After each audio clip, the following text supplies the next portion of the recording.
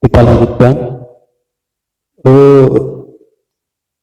CSR atau Corporate Social Responsibility dalam undang-undang kita, yaitu Undang-Undang Perseroan Terbatas nomor 40 tahun 2007, disebut dengan istilah PJSL. PJSL kepanjangan dari tanggung jawab sosial dan lingkungan. Itu tanggung jawab sosial dan lingkungan perusahaan terhadap masyarakat sekitarnya. Oke. Di atas tadi adalah fenomena-fenomena tentang dampak lingkungan dan sosial yang ditimbulkan oleh operasinya perusahaan-perusahaan besar kelapa sawit dan turunannya di Indonesia yang telah dipaparkan tadi, yaitu dampak negatif yang sangat besar yang tidak ditanggulangi atau dibiarkan oleh suatu perusahaan yang pada akhirnya akan merugikan lingkungan masyarakat dan menjadi sorotan dunia, bukan hanya sorotan Indonesia saja. Sudah saya paparkan. Kemudian dua ini yang tag biru ini saya berusaha meyakinkan tulisan saya ini bahwa pada saat modern ini sudah seharusnya suatu perusahaan, apalagi perusahaan besar, itu menjalankan suatu CSR, karena dengan menjalankan CSR berarti suatu perusahaan sudah akan terhindar dari tuntutan hukum, yaitu hukum pidana. Pasal 74 ayat 4 poin C ada semacam sanksi pidana, itu bisa dipidana dengan hukuman dan denda jika suatu perusahaan melanggar CSR, tidak menjalankan undang-undang tentang CSR tersebut. Oke.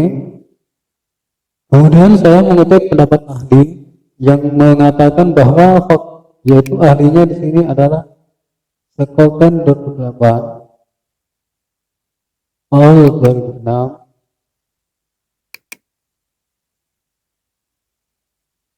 dalam Stasia 2015. Ini artinya pendapat dua pakar ini dalam karya ilmiah Stasia, kemudian di dalam penelitiannya Adawiyah 2019 yang menyatakan bahwa faktor internal, hanya faktor internal saja tidak dapat mempengaruhi nilai perusahaan, namun perusahaan juga harus memperhatikan faktor eksternal atau faktor dari luar dalam mencapai tujuan perusahaan tersebut.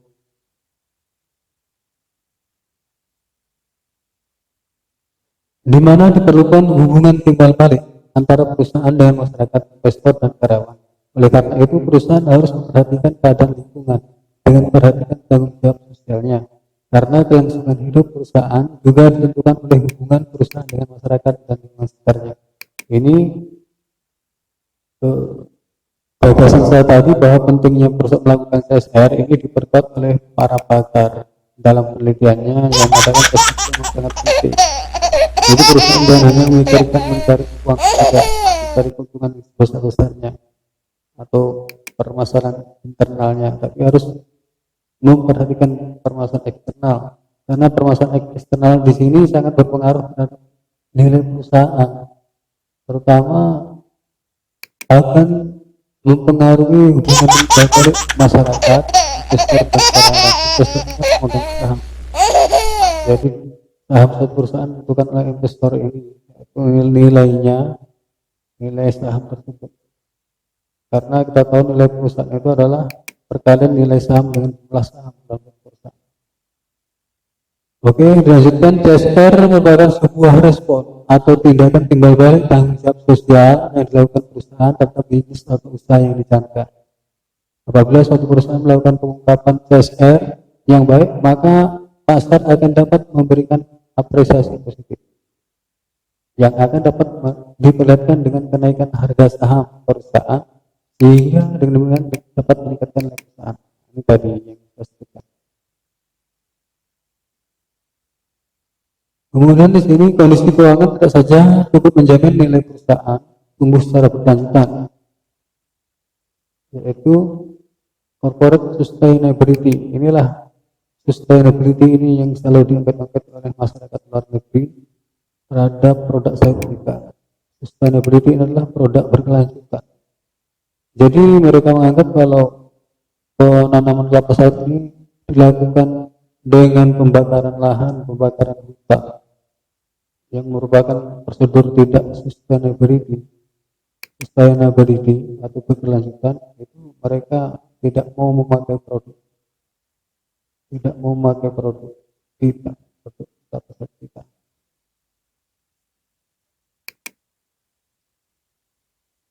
Oke. Kemudian di sini ada itu tadi tentang produk berkelanjutan ini, itu yaitu saya baca tepatnya bahwa keberlanjutan perusahaan akan terjamin apabila perusahaan memperhatikan dimensi sosial dan lingkungan hidup. Ini berdasarkan jurnal dari Association dari Naver 1971 dalam William dan Spiegel tahun 2000 dalam penelitian Irwanti M 2010 yang menyatakan CSR berpengaruh positif terhadap nilai perusahaan, yaitu dimiliki pada perusahaan-perusahaan manufaktur yang terdapat kata. Jadi ini saya berusaha mulai menghubungkan CSR dengan nilai perusahaan, karena saya tadi berbicara tentang CSR, fenomena CSR, kemudian CSR itu ternyata mempengaruhi nilai saham atau mempengaruhi sikap investor kepada pemilik saham, maka CSR akan mempengaruhi nilai perusahaan, karena nilai perusahaan itu adalah perkalian transaksi. Oke, di sini ada hubungan antara CSR dengan nilai perusahaan berdasarkan para ahli. Kan? Para ahli di sini ya tadi Naver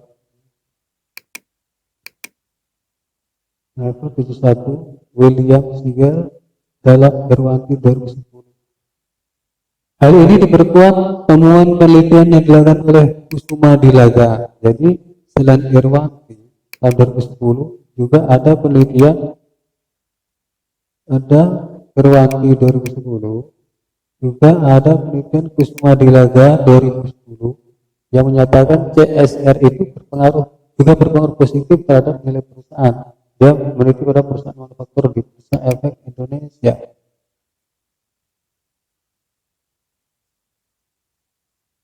Oke. Kemudian ada lagi Nurlela R dan I pada tahun 2008 yang menyatakan ada signal teori. Saya ingin memperkuat argumen saya tentang pengaruh CSR terhadap nilai perusahaan ini. Sudah sampaikan tadi argumen saya terkuat dengan temuan para ahli, pendapat para ahli yang ini dan ini. Kemudian saya perkuat lagi dengan signaling theory dalam karya ilmiah Nurlena dan 2008 menyatakan bahwa signal teori itu bahwa ketika perusahaan mengungkapkan laporan mengenai pelaksanaan CSR yang tercermin dari harga pasar saham dan laba perusahaan akan menarik minat investor untuk menanam saham dan meningkatkan nilai perusahaan. Oleh karena itu, dengan adanya CSR yang baik, diharapkan nilai perusahaan akan semakin meningkat atau dinilai dengan baik oleh investor. Jadi ini tetap sama di atas. Ini adalah uraian yang saya kutip dari pakar ini tentang pengaruh CSR terhadap nilai perusahaan yang melalui argumen investor, ketertarikan investor. Jika kita perusahaan melakukan CSR dengan baik dan terekspos di tengah masyarakat, dan pada akhirnya ditangkap investor sebagai signal positif. Nilai perusahaan dalam hal ini didefinisikan sebagai nilai pasar, karena nilai perusahaan dapat memberikan kemakmuran pemegang saham secara maksimum apabila harga saham perusahaan meningkat. Semakin tinggi harga saham, maka makin tinggi pula kemakmuran pemegang saham. Untuk mencapai nilai perusahaan, umumnya para pemodal menyerahkan pengelolaannya kepada para profesional para personal diresmikan sebagai manajer atau komisaris. Kemudian di sini ini tabel berapa ini? Tabel 2 ini. Dan pada tabel 2 saya berusaha mencari data nilai pasar, ya kan? Data nilai pasar suatu perusahaan kelapa sawit yang terdapat di Bursa Efek Jakarta tadi.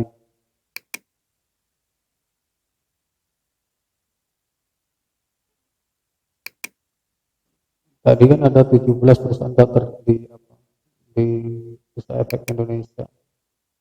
Ini tadi data penjualan.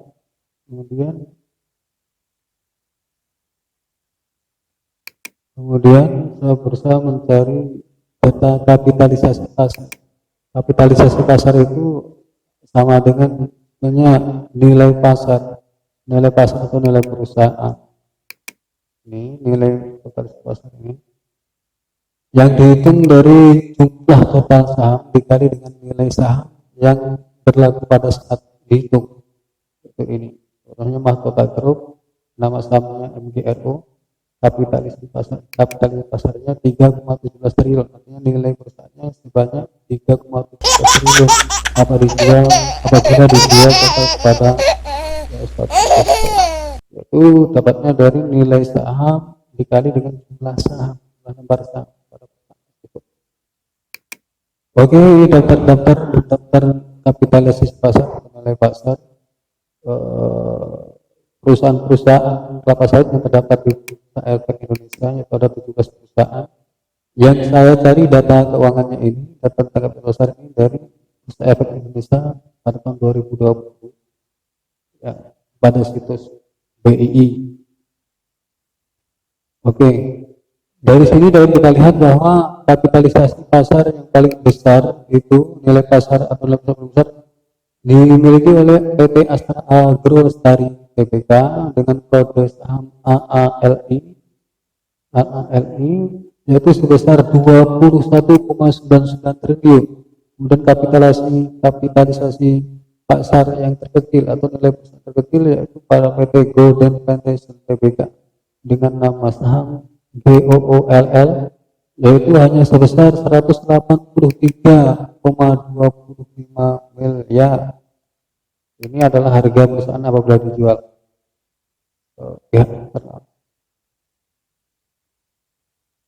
Berdasarkan tabel di atas diketahui bahwa jumlah perusahaan yang berbasis sektor kelapa sawit dan turunannya yang telah publik atau yang telah terdaftar di BI terdapat 17 perusahaan. Masing-masing perusahaan memiliki nilai pasar yang berbeda. Yang mana perusahaan sektor kelapa sawit yang memiliki nilai pasar tinggi adalah PT Astra Agro Lestari yang tadi dengan jumlah nilai pasar sebesar itu, dan yang paling kecil adalah PT Golden yang tadi saya sebutkan. Terdapat banyak faktor dapat menilai nilai perusahaan. Oke, saya sebelum melanjutkan ini, terdapat banyak faktor yang mempengaruhi perusahaan. Saya mau menjelaskan kepada teman-teman bahwa di sini sampai sini kita sudah mendapatkan beberapa variabel, yaitu pertama yang barusan kita bahas tadi yaitu data kapitalisasi pasar atau ini nilai perusahaan, sudah dapat datanya ini. Kemudian yang di atas tadi kita sudah dapat data tentang ini data tentang pendapatan penjualan, berarti penjualan tahun 2017 dan 2018 itu berarti ada, kalau kita cari selanjutnya ada pertumbuhan penjualan dari perusahaan ini. Oke, sudah dapat ini pertumbuhan penjualan ini variabel moderasi. Kemudian yang tadi nilai pasar tadi atau nilai perusahaan atau kapitalisasi pasar tadi ini data variabel Y atau variabel terikat, yaitu variabel nilai perusahaan. Kemudian kita tadi berbicara panjang lebar tentang CSR, ya kan? Berbicara panjang lebar tentang CSR yang fenomena tadi ada di Sumatera Utara, ada kasus di Desa Harapat, Kalimantan Tengah, ada kasus ini adalah bisa dikatakan semacam CSR, uraian CSR atau variabel X.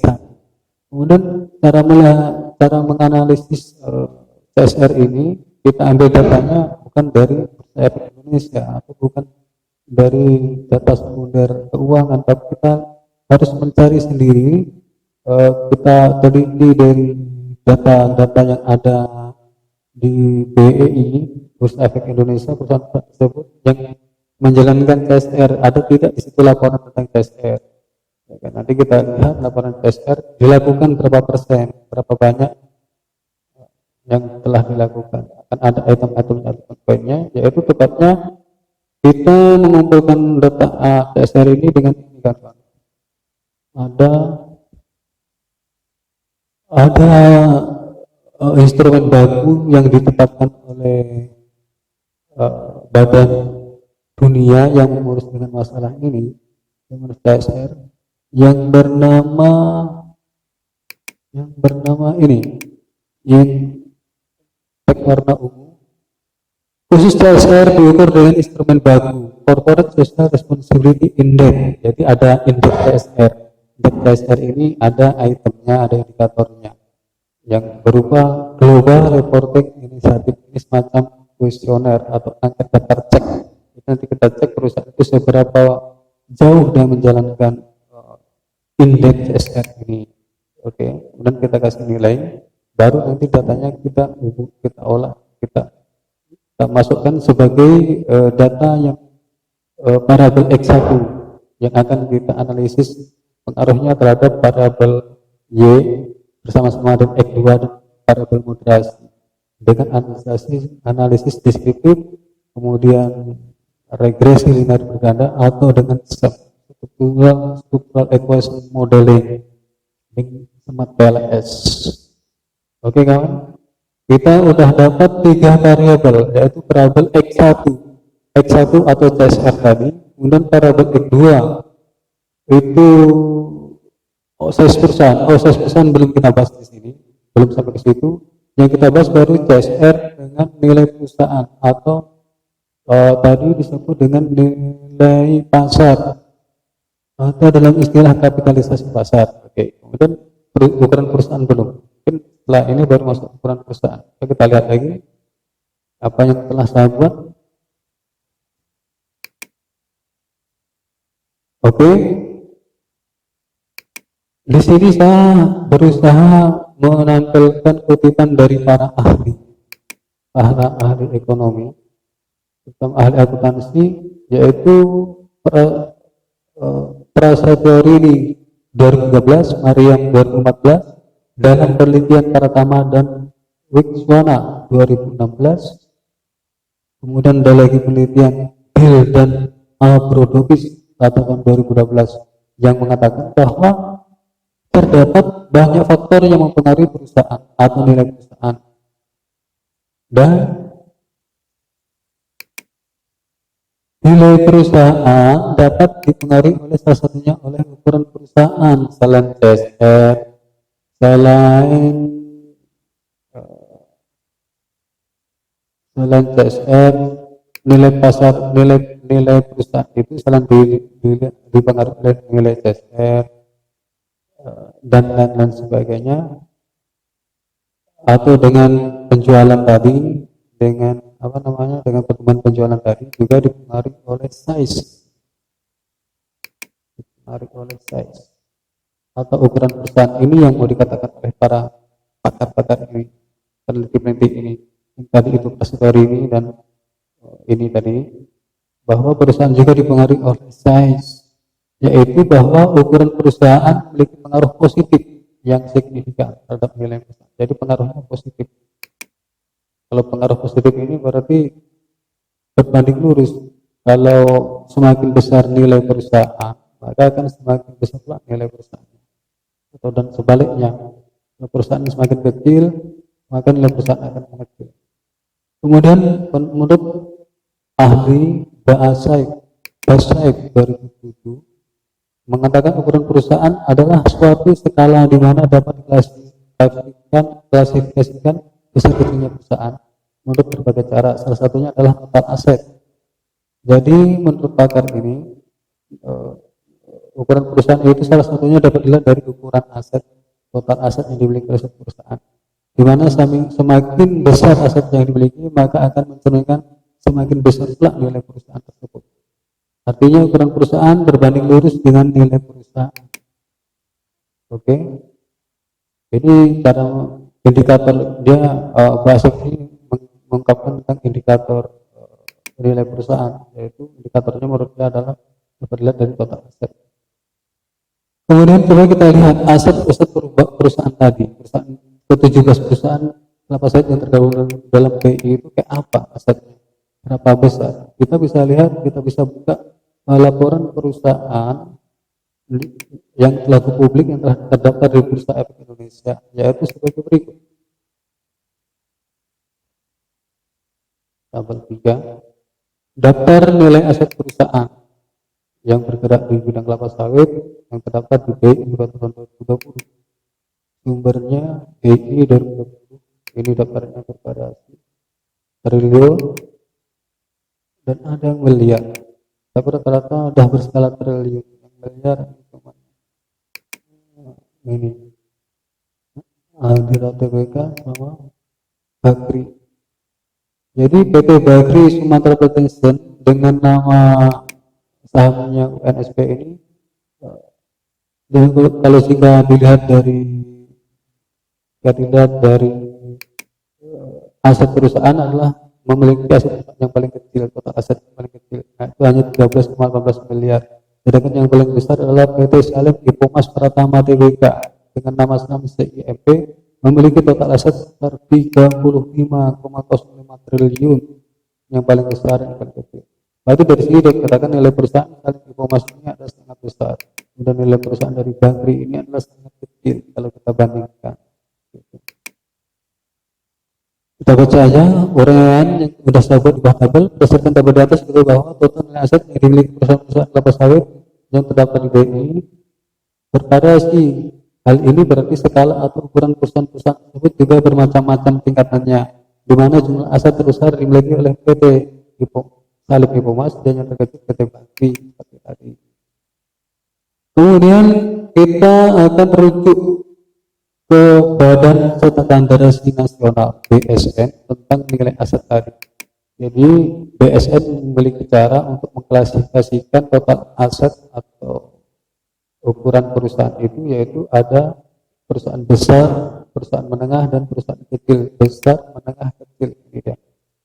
Jadi menurut BSN itu perusahaan dikatakan besar jika mempunyai nilai total aset minimal 10 miliar rupiah. Perusahaan menengah total asetnya 1 miliar sampai 10 miliar, dan perusahaan golongan kecil asetnya kurang dari 200 juta.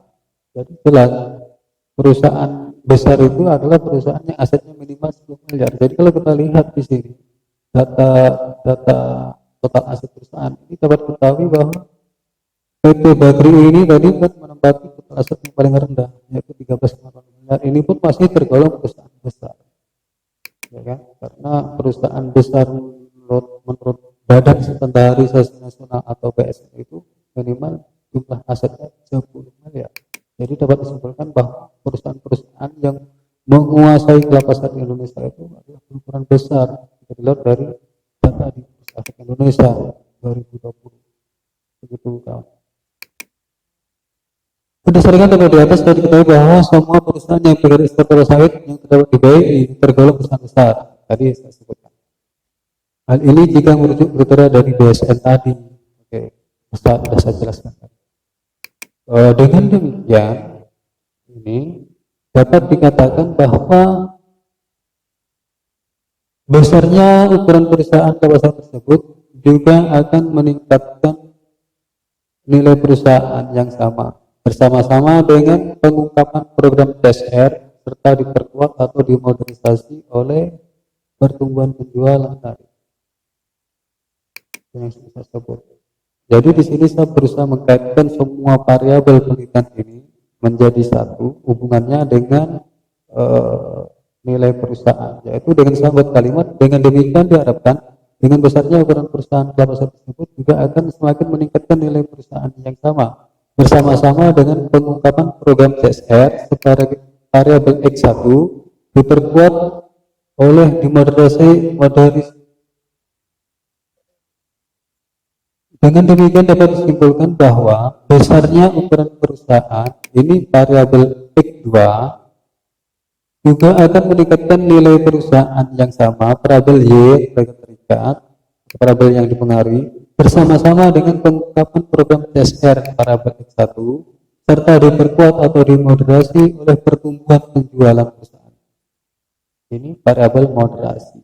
Jadi di sini saya sudah berusaha menghubungkan semua variabel dengan variabel terikatnya atau saya kasih ada. Dengan demikian diharapkan dengan misalnya ukuran perusahaan tadi itu X2 variabel bebas kedua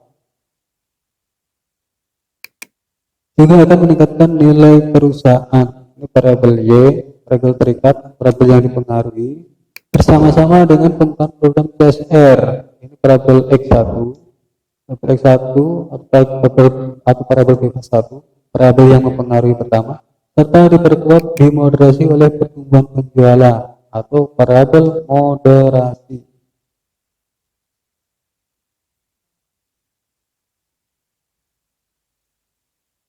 Variabel moderasi.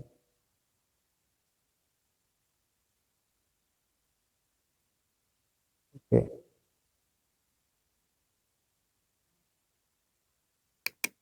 Oleh sebab itulah penulis mengajukan judul penelitian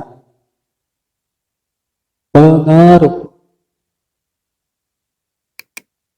Oleh sebab itulah penulis mengambil judul penelitian ini yaitu pengaruh pengungkapan corporate social responsibility CSR dan ukuran perusahaan dengan pertumbuhan jalan sebagai variabel moderasi terhadap perusahaan. Oke, sampai sini kita sudah dapat yang namanya latar belakang. Sudah menggambarkan semua penelitian kita, rencana penelitian kita, fenomena-fenomena yang terkini, kemudian pemaparan masalah, kemudian dirumuskan masalahnya, begitu kan. Jadi sampai sini latar belakang. Kemudian setelah latar belakang, baru kita rumuskan masalah tadi. Masalah-masalah yang kita dapatkan tadi kita rumuskan, kita padatkan menjadi 5, yaitu saya kasih tahu bahwa rumusan masalah ini adalah masalah yang akan kita teliti dalam penelitian nanti.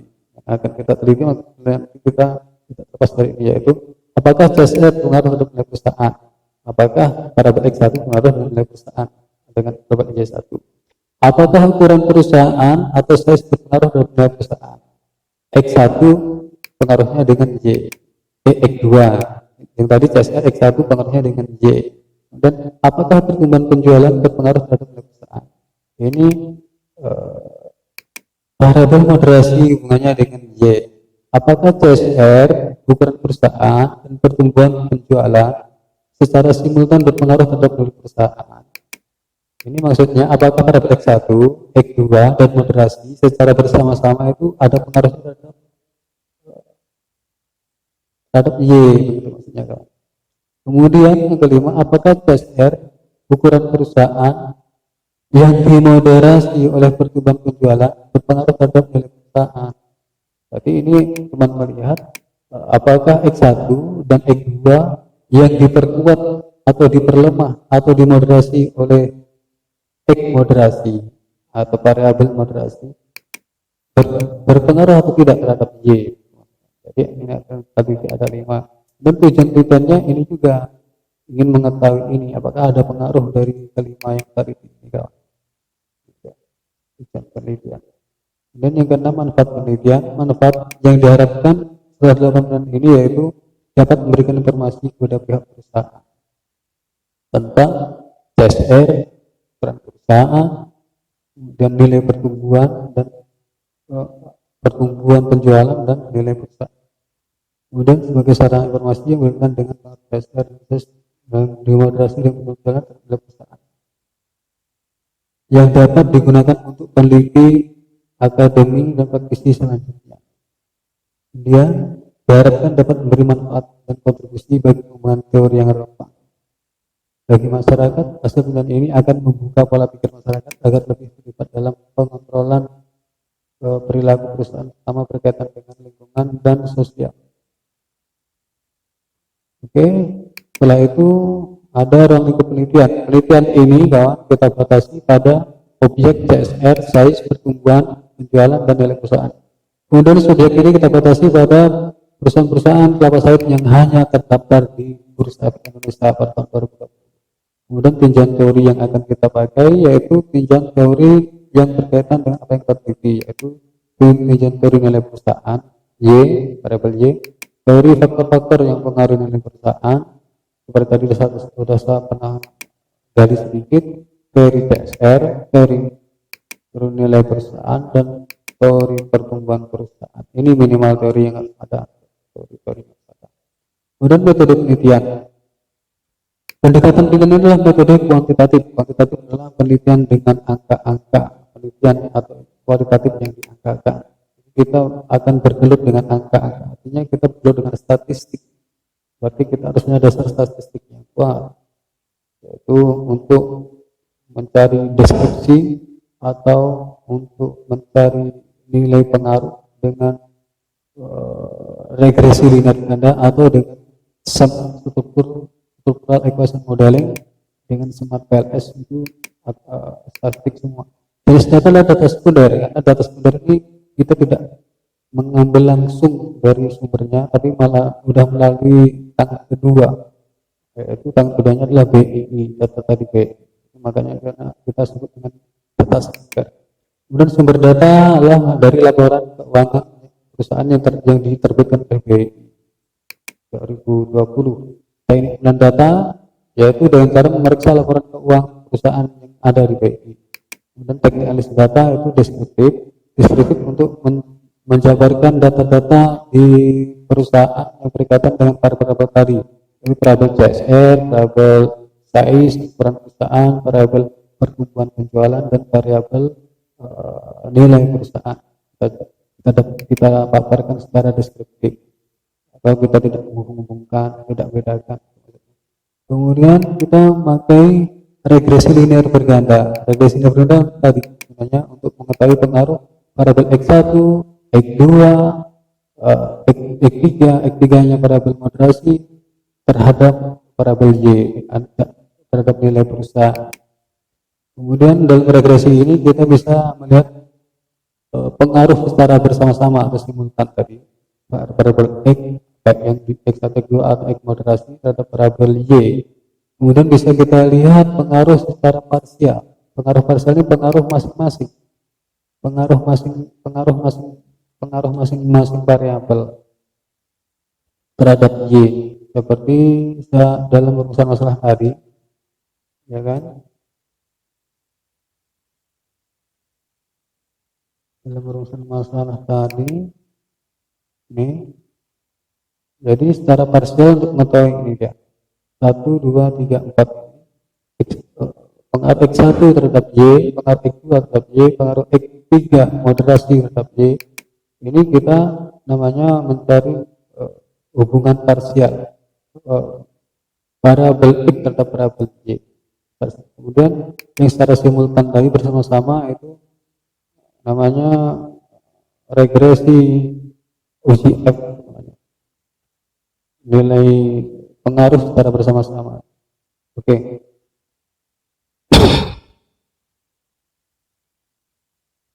Setelah itu,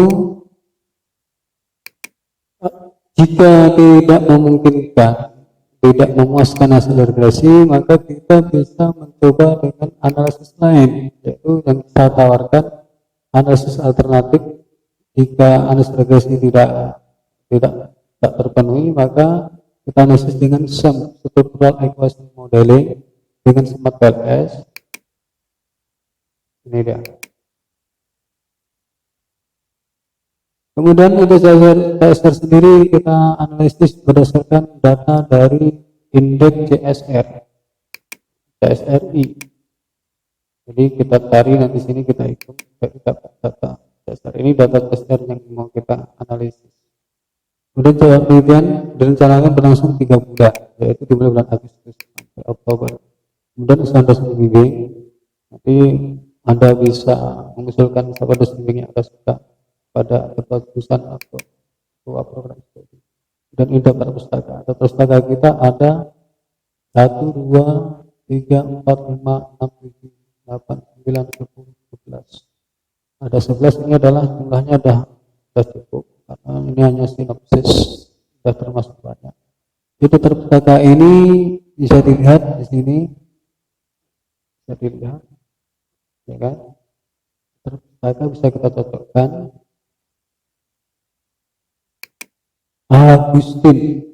Agustin SY 2017.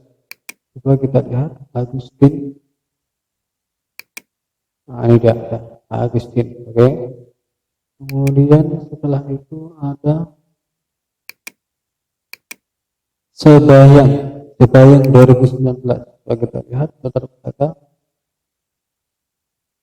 Sebayang. Ini ada Sebayang. Kemudian setelah itu Axel Tompe.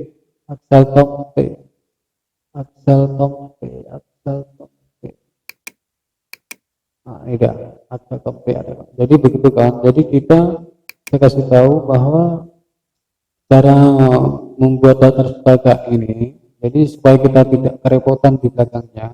Jadi ada istilah berrenang-renang ini.